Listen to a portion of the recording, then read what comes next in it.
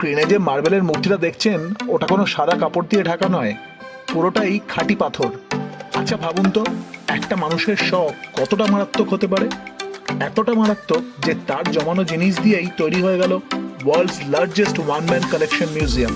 আর এই মিউজিয়াম দেখতে গেলে আপনাকে আসতে হবে হায়দ্রাবাদে। হায়দ্রাবাদের মুসি নদীর তীরে 1951 সালে সালারজাং ফ্যামিলি দ্বারা নির্মিত ভারতের অন্যতম বিখ্যাত এই সালারজাং মিউজিয়াম। বেশ অনেকটা জায়গা জুড়ে এই মিউজিয়ামটা আমরা দেখতে পাচ্ছি।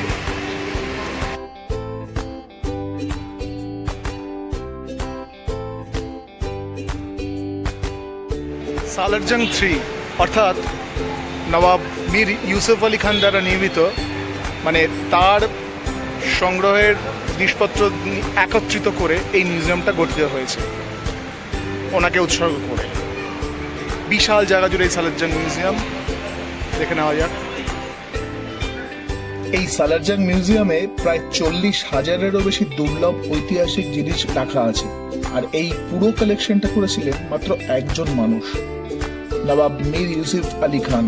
তিনি সালারজাং তৃতীয় নামে পরিচিত ছিলেন।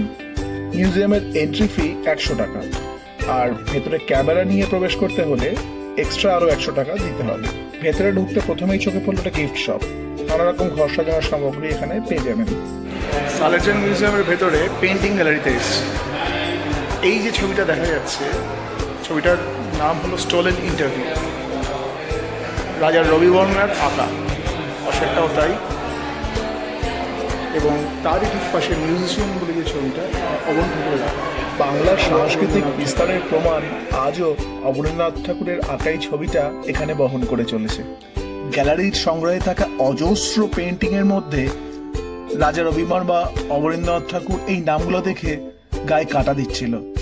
তবে ঘুরতে ঘুরতে আর একটা ছবিতে চোখ আটকে গেল। হ্যাঁ, এই ছবিটার নাম আফটার বাথ। কি অসাধারণ শিল্প এখানে ফুটিয়ে তোলা হয়েছে, ছবিটাকে যেন একদম জীবন্ত লাগছে। আর এখানেও সেই পেলাম বাংলার ছোঁয়া। হ্যাঁ, পশ্চিমবঙ্গেরই কোনো শিল্পীর দ্বারা এই ছবিটা তৈরি হয়েছে। নবাব সালারজাং ছিলেন হায়দ্রাবাদের নিজামের প্রধানমন্ত্রী। তিনি তার জীবনের সিংহভাগ সময় এবং উপার্জিত কোটি কোটি টাকা ব্যয় করেছিলেন পৃথিবীর নানা প্রান্ত থেকে এইসব অনন্য জিনিস সংগ্রহ করতে। ভারত, পারস্য, ইউরোপ, চীন, জাপান, এমন কোনো জায়গা নেই যেখানকার প্রাচীন শিল্পকলা এই মিউজিয়ামে পাবেন না। 1951 সালে এই মিউজিয়ামটি সাধারণ মানুষের জন্য খুলে দেওয়া হয়। এখানে মোট 39টি গ্যালারি আছে, যা 3টি আলাদা বিল্ডিংয়ে ছড়িয়ে রয়েছে: হোয়াইট হাউস, ইস্টার্ন ব্লক এবং ওয়েস্টার্ন ব্লক। অর্থাৎ আপনি জাস্ট এক জায়গায় দাঁড়িয়ে প্রায় পুরো পৃথিবীর ইতিহাস এক নিমেষে দেখে নিতে পারবেন।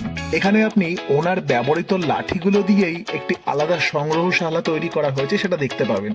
এছাড়া আপনি যদি যুদ্ধের অস্ত্র ইত্যাদি পছন্দ করেন তাহলে এটা আপনার কাছে স্বর্গ। এখানে রয়েছে মহীশূরের বাঘ, টিপু সুলতানের ব্যক্তিগত তলোয়ার, মোগল সম্রাট শাহজাহানের নিখুঁত নকশা করা শিকারি ছুরি এবং নূরজাহানের ব্যবহার করা ফল কাটার ছুরি। এছাড়াও এখানে আপনি ছোট, বড়, মাঝারি, একনালা, দোনালা, নানা ধরনের বন্দুক থেকে শুরু করে ঢাল, তরোয়াল, শাবল, ছুরি, কাঁচি, লাঠি এবং অজস্র নাম না জানা যুদ্ধের অস্ত্রের দেখা পাবেন। এবার আপনাদের দেখাবো এই মিউজিয়ামের সবচেয়ে বড় বিস্ময়, যা পাথর দিয়ে তৈরি হলেও মানুষের মনের ভেতরে নাড়া দেয়। এই গ্যালারিতে পা রাখলেই আপনার চোখ আটকে যাবে একটি সাদা মার্বেল পাথরের তৈরি নারী মূর্তির ওপর। এর নাম দ্য ভেলড রেবেকা বা ওড়না পরিহিতা রেবেকা। 1876 সালে ইতালির বিখ্যাত ভাস্কর জিওভানি মারিয়া বেনজনি এটি তৈরি করেছিলেন। Melody in marble. সত্যি বাইবেলের রেবেকার এই মূর্তিটাকে দেখে এই কথাটাই মনে হয়। ইটালিয়ান জিনিয়াস মাস্টার জিবি বেনজনি এই স্কাল্পচারটা করেছিলেন। সালারজাং মিউজিয়ামের শো স্টপার, এক কথায় রেবেকার এই মূর্তিটা। এখানে আসলে অবশ্যই দেখবেন। একটু ভালো করে দেখলে লক্ষ্য করবেন মূর্তিটা কিন্তু সম্পূর্ণ একটা আস্ত মার্বেল পাথর কেটে তৈরি করা। কিন্তু মূর্তিটির মুখের দিকে তাকালে আপনার মনে হবে তার মুখের ওপর একটি অত্যন্ত পাতলা স্বচ্ছ কাপড়ের ওড়না বা ঘোমটা দেওয়া আছে। কাপড়ের ভাঁজ এবং তার ভেতরের মুখের অবয়ব এতটাই জীবন্ত যে দেখে বিশ্বাসই হয় না যে এটা কোনো কাপড় নয়, বরং শক্ত মার্বেল পাথর।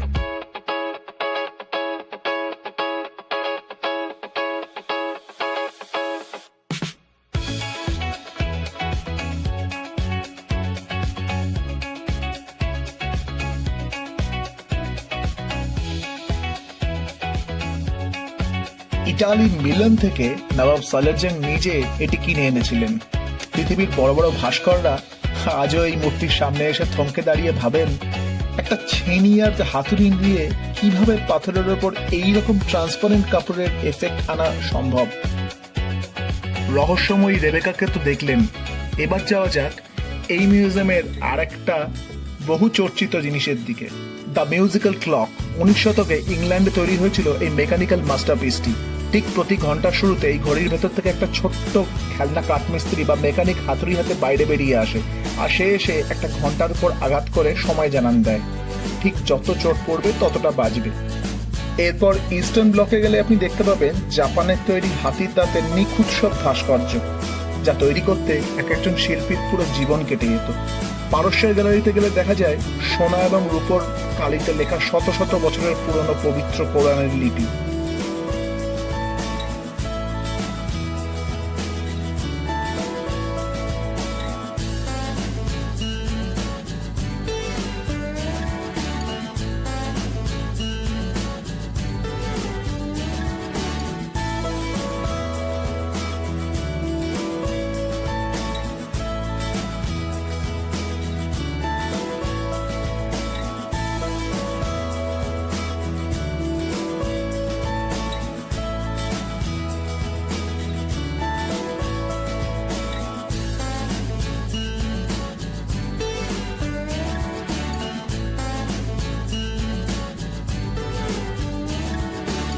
সালারজাং মিউজিয়ামের অজস্র সংগ্রহের মধ্যেই আপনি এখানে মুঘল আমলের খাঁটি হিরে, পান্না আর চুনি দিয়ে তৈরি রাজকীয় পোশাক ও গয়নাও দেখতে পাবেন, যার বাজার মূল্য আজ 1000 কোটি টাকারও বেশি।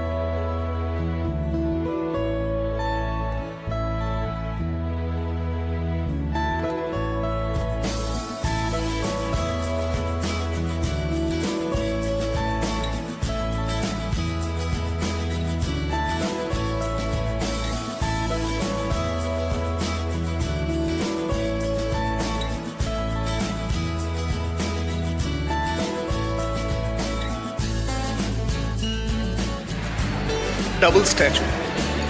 19 শতকে ফ্রান্স থেকে এই মূর্তিটি হায়দ্রাবাদের সালারজাংয়ে নিয়ে আসা হয়। কাঠের তৈরি এই রহস্যময় মূর্তিটাকে বলা হয় ডাবল স্ট্যাচু অফ মেফিস্টোফেলস অ্যান্ড মার্গারেটা। এক কাঠের টুকরো কেটে তৈরি এই মূর্তির সামনে থেকে দেখলে মনে হয় একজন অহংকারী পুরুষ দাঁড়িয়ে আছে, যা শয়তানের প্রতীক। কিন্তু মূর্তির পেছনে একটা বিশাল আয়না রাখা আছে।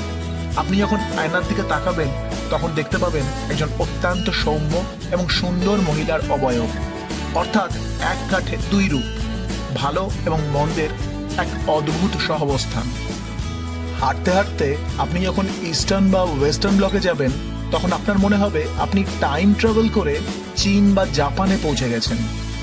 এখানে চীনের তৈরি প্রাচীন পোর্সেলেনের বাসনপত্র আছে, যা নাকি খাবারে বিষ থাকলে নিজের রং বদলে ফেলতো। ভাবা যায়?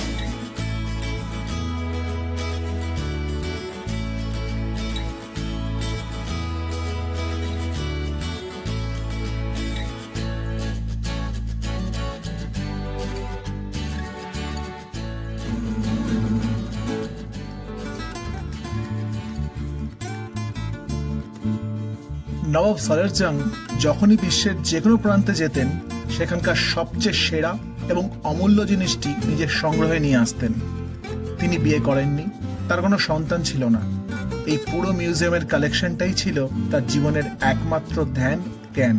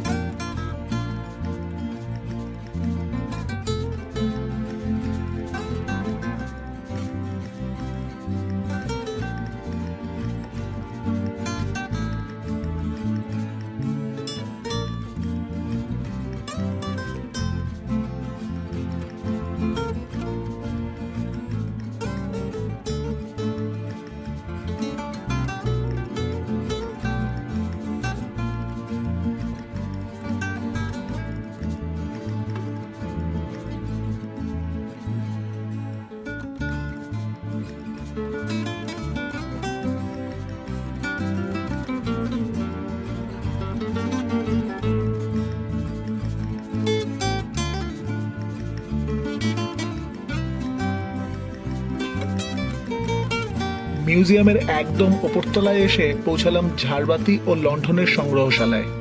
দেশ বিদেশের নানা ধরনের লণ্ঠন ও ঝাড়বাতি দেখে মুগ্ধ হয়ে গেলাম।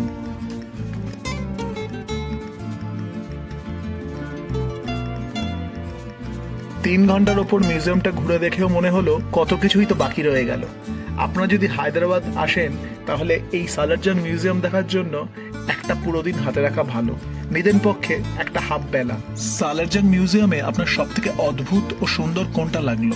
মেকানিক্যাল মাস্টারপিস সেই মিউজিক্যাল ক্লক, নাকি মার্বেল পাথরের ওড়না পরা রেবেকা, আর নাকি মেফিস্টোফেলিস ও মার্গারেটার ডাবল উডেন স্ট্যাচু? কমেন্ট করে অবশ্যই জানাবেন। ভিডিওটা ভালো লাগলে লাইক আর শেয়ার করতে ভুলবেন না। দেখা হচ্ছে হায়দ্রাবাদ সিরিজের নেক্সট এপিসোড, অর্থাৎ এপিসোড 4-এ। ততক্ষণ ভালো থাকবেন আর ট্রাভেলের সুজয়ের সঙ্গে থাকবেন।